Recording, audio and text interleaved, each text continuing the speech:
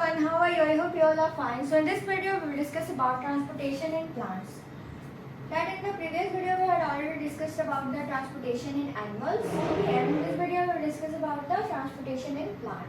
We have discussed earlier that how plant take in simple compounds such as CO2 and photosynthesis energy stored in the chlorophyll containing organs, namely leaves. The other types of raw material needed for building plants bodies will also have to be taken up separately. Okay, it means they also taken up in which separately. Okay, for plants, building plants bodies will be also happening. For plants, the soil is the best, nearest and richest source of raw material like nitrogen, phosphorus and other minerals. It means the soil is the main, you can say the closest and the nearest material for the minerals and the all the other minerals like phosphorus, nitrogen and also the other minerals. Okay. After that, the absorption of these substances therefore occurs through the part in contact with the soil, namely root. Okay, with the help of root they get this type of minerals. If the distance between soil contacting organ and chlorophyll of containing organs are small, then energy and raw material can easily diffuse to all part of the body. Okay, it means if its distance is small, so the raw material can easily diffuse in the parts of the plant body. Now, but if this distances becomes large because of changes in plant body design, diffusion process will not be sufficient to provide raw material in leaves and energy where? Energy in root. Okay, it means we all know that plant have the large body. Okay, so that's why diffusion process is not sufficient for the transportation of this type of mineral. Okay, so a proper system of transportation is therefore essential in such situation. It means for this there should be a proper transportation should be occur. Now the energy needs differ between different body designs. Plants do not move and plant body have a large proportion of dead cells in many tissues. It means the plant body have the large proportion of a dead tissue. Okay, in many of tissue, dead cell in many of tissue. Okay, as a result, plant have a low energy needs can use relatively slow transport system. It means in the result we see that plant have a low energy needs, and means a plant use low energy and plant have low energy and they use relatively slow transport system. Why? Just because the plant do not have the living cells. Okay, they have commonly large proportion of dead cells. Okay, in many of tissues. Now the distance over which transport system have to operate, however, can be very large plants such as very tall tree. Okay, it means that the distance over the which transport system in the in a tree, okay, have to operate, however, can a very large, okay, in plants such as a very tall tree. The plant transport system will move energy stores from leaves and raw materials from root. Okay, it means it transport from the leaf, move energy from leaves, stores from leaves and the raw materials from the root. These two pathways are constructed as independently organized conducting tubes. It means they are the two pathways that are constructed as the independently organized conducting tubes. One, the xylem that move the water and minerals obtained from the soils. Okay, it means xylem helps to obtain the minerals and the water from the soil, and the other phloem that transport product of photosynthesis from the leaves where they are synthesized. Okay, it means for other that is phloem and it transports the products of photosynthesis, okay, from the leaves where they are synthesized, okay, to other parts of the plant. We have studied that the structure of this tissue in detail in class 9th. Okay, it means in the class 9th we had already discussed about the in detail that what is phloem and what is xylem. Now that there is a transport of water. Okay, so in the xylem tissue, vessels and tracheids of the root system and leaves are interconnected to form a continuous system of water, conducting channels reaching all parts of the plant. It means the xylem is a vessels and tracheids of the root that stems and leaves are interconnected, okay, to form a continuous system, okay, of water conducting channels reaching to all the part, because xylem helps to transport the water, okay. So at the root, cell in contact with the soil actively take up ions, okay. It means in the root, it means at the root the cell is in contact with the soil, okay, we all know. So they actively take up ions, okay. This creates a difference in the concentration of these ions between the roots and the soils, okay. It means this creates the difference between the concentration of these ions between the root and the soil. Water therefore moves into the root from the soil to eliminate this difference, okay. It means to eliminate this difference, water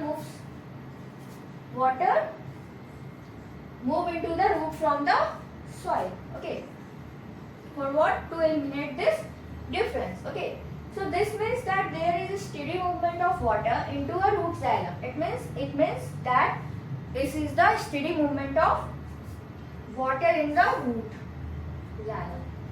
Now the creating a column of water that is steadily pushed upward. However, this pressure by itself is unlikely to be enough to move water from their height that we commonly see in plants. So plant use another strategy to move water in the xylem upward to the highest point of the plant body. It means there is a question that how does water go from the root to the all the part of the body, okay, which pressure does work here, okay. So here is given that xylem upward to the highest point, they use another strategy to move water in the xylem upward, okay.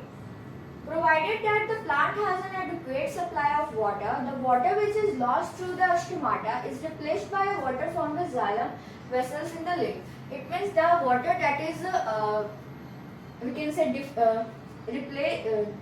lost through the stomata of the leaf, they are replaced by the water from the which vessel? The xylem vessels in the leaf, okay. In fact, evaporation of water molecules from the cell of a leaf create a section which pulls water from the xylem cell of root. It means in fact the evaporation of water, okay, in that time the molecules from the cells of a leaf create a section, okay, which pulls the water from the xylem of the cell, okay. It means after transpiration there says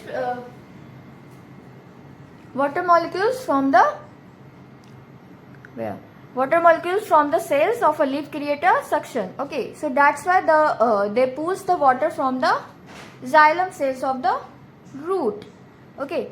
So the loss of water in the form of vapor from the aerial part of the plant is known as transpiration. It means the loss of water from the which part? The aerial part, okay. So it is called transpiration. Transpiration helps in the absorption and the upward movement of water and mineral dissolved in it from root to the leaves. It means transpiration helps the absorption of what? Upward movement of water and also the mineral dissolved in the form of root to the leaves. It also helps in temperature regulation, okay, which transpiration helps in temperature regulation. The effect of root pressure in transport of water is more important at night. It means it is more important is where? In the night. Okay. Now during the day when the stomata are open, the transpiration pool becomes the major driving force in the movement of water in the xylem. It means in the day the transpiration pool becomes the major driving of force in the movement of water in the where? In the xylem vessels, okay. And after that the transport of food and other substance. It means in this we will talk about the phloem, okay. And after that is the topic is excretion and organ donation and artificial kidney. The last topic is excretion in plant. Okay. So let's see.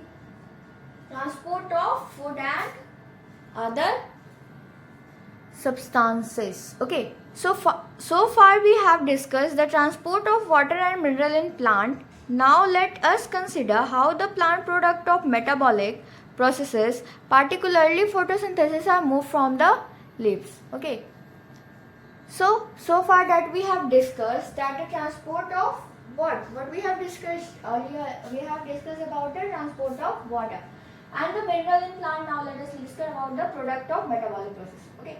Particularly photosynthesis are moved from the leaves, okay, where they are formed. Now to other parts of the plant. This transport of soluble products of photosynthesis is called transcolation. It means the transport of which product? The soluble product of photosynthesis is called transcolation. Okay, you have to learn this term. Okay, and it occurs in the parts of the vascular tissue. Where it occurs? It occurs in the parts of vascular tissue. After that, known as which phloem? Okay. Besides the product of photosynthesis, the phloem transport amino acids and other substances. It means the besides the product of photosynthesis, phloem also transports the amino acid and other substance. Now these substances are especially delivered to the storage organs of the root. It means these substances are specially delivered at the storage organs of the root. Now the fruit and seeds and to growing organs, the transcolation of food and other substance takes place in the sieve tube. Where it takes place in the sieve tube. Okay, with the help of adjacent companion cell. With the help of this adjacent companion cell, they transcolate the food and other substance. Okay. Now in upward direction and in the downward direction. Unlike transport in xylem, which can be largely explained by a simple physical force, the transcolation in phloem is achieved by utilizing energy, and material like sucrose is transferred into phloem tissue using energy from ATP. It means material like sucrose is transported by phloem by using some energy from ATP. This increases the osmotic pressure of the tissue. What it increases? It increases the osmotic pressure, causing water to move into it. Okay, so that's why there is causing that water move into where? It. Okay. Now this pressure moves the material in the phloem to tissue which have less pressure. Okay, so this allows the phloem to move material according to their plant's need. Okay, so this pressure, less pressure, that's why it allows the phloem where it is, you can say, according to the plant's needs, phloem transport the food and the raw materials. For example, in the spring, sugar is stored in the root. Okay, it means here is given about the example of the spring season. Okay, that the sugar is stored in about where? In the root tissue. Would be transported in the buds which need energy to grow. So in the spring season, the sugar is stored in the root. So the phloem transport to the bud for the give energy to grow. After that, that is excretion. Okay. So firstly we read about the human being excretion. After that, in the plant excretion. Okay, so here we talk about the excretion in plant, and after that the excretion in, firstly we read about the excretion in the human being, and after that the excretion in plant. Okay, so here is given that you have already discussed how organisms get rid of gaseous wastes generated during photosynthesis or respiration. Other metabolic activities generate the nitrogenous material which need to be removed. Okay, so other material should also need to be removed. Okay, and after that the biological process involved in the removal of this harmful metabolic wastes from the body is called excretion. And after the different organisms use a varied strategy to do this unicellular organism remove these wastes by a simple diffusion for the body surface. Okay, into where? Into the surrounding water. Now, as we have seen in the other processes, complex multicellular organisms use the specialist organ to perform the same function. Okay, it means if we have as we have seen in the other processes, that complex multicellular organisms use the specialist organ to perform the same function. Now there is a excretion in human being. Okay, excretion in human beings. Okay, so the excretory system of human being includes a pair of kidney. Okay, it means this is the pair of kidney. Okay, so a pair of urinary bladder and a urethra. Okay, this involves in the process of in the excretion. Okay. Now on either sides of the backbone, kidney are located in the abdomen on the either side of the backbone. Urine produced in the kidney passes through the ureter into the urine bladder, where it is stored until it is released through the urethra. Okay, firstly the urine is stored, kidney passes through the ureter in the urine bladder, and after that where it is stored until it is released through the urethra. After that, here is how is the urine produced. Now, the purpose of making urine is to filter out the wastage product from the blood. That is, just as CO2 is removed from our blood in the lungs. Now, the nitrogenous wastage such as urea or uric acid are removed from the blood in the kidney. Okay, so it is removed with the help of kidney. And I hope so you all know that kidney is most important organ. Okay, in fact all organs are important, but this is also one of the most important organ. Okay, it is no surprise that the basic filtration unit is the kidney. Now like in the lungs is a cluster of very thin wall blood. Okay, capillaries. Now each capillary cluster in the kidney is associated with the cup-shaped end of the coil tube called Bowman's capsule that collects the filtrate. Okay, it means that collect the cup-shaped, that is called Bowman's capsule. Okay, and it collects the filtrate. Okay. Now each kidney has a large number of these filtration unit called nephron packed close together. Okay, it means the unit of kidney is nephron. The large filtration unit of kidney is also called nephron. Okay. After that, here is given some substance in the initial filtrate such as glucose, amino acids, salts, and measure amount of water. Okay, are selectively reabsorbed as a urine flow. Okay, along the tubes. Now the amount of water reabsorbed depends on how much excess water there is in the body. Now and on how much of dissolved waste there is to be excreted. Now the urine forming in each kidney eventually enters a long tube. Okay, it means that this is the process of kidney that is done during the urine discharge. Okay. Here it is on how much the urine forming now. The ureter connects the kidney with urine bladder. Urine is stored in the urinary bladder, and until the pressure of expanded bladder leads to the urge to pass it through the urethra. Now the bladder is muscular, so it is under nervous control. So as we have discussed elsewhere, as a result we can really control the urinate. Okay, so this is about the human being excretion in human being. Okay, after that there is artificial kidney, and after that the excretion in plant and the organ donation. Okay, and these three topics we will discuss in the next video. Okay, so I think you all have understand all the video. That's all for today. Thank you very much.